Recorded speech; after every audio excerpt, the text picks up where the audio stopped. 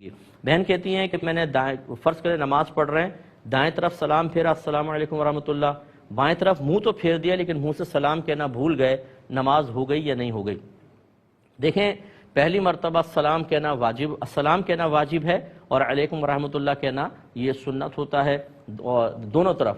تو اگر السلام چھوٹ گیا ہے تو بہتر ہے کہ انسان مطلب اس پہ سجدہ صاحب تو نہیں ہے، لیکن یہ نماز واجب العیادہ ہوگی، دوبارہ پڑھیں کہ اگر کوئی ترک واجب ہو جاتا ہے تو انسان کو اس نماز کو لوٹانا چاہیے، تو بہتر ہے کہ نماز کو لوٹا لیں۔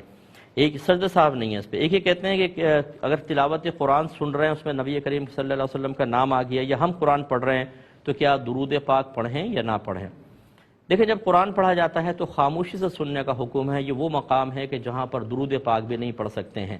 ایسے خطبہ جمعہ اگر آپ سن رہے ہیں، اس میں نبی کریم صلی اللہ علیہ وسلم کا نام اقدس آیا یا آیت درود آئی، تو خاموش رہنا واجب ہے، دلی دل میں پڑھ سکتے ہیں۔ ایسے اگر آپ تلاوت کر رہے ہیں تو اگر آپ نے سرکار کا ذکر آیا، قرآن بند کر کے، وقفہ کر کے، سکتہ کر کے، پھر آپ درود شریف پڑھیں، پھر دوبارہ بسم اللہ الرحمن الرحیم سے آغاز کریں، لیکن اس طرح درود پاک نہ پڑھیں کہ وہ آیات کے درمیان کا ایک حصہ سا بن جائے، یہ مناسب نہیں ہوگا۔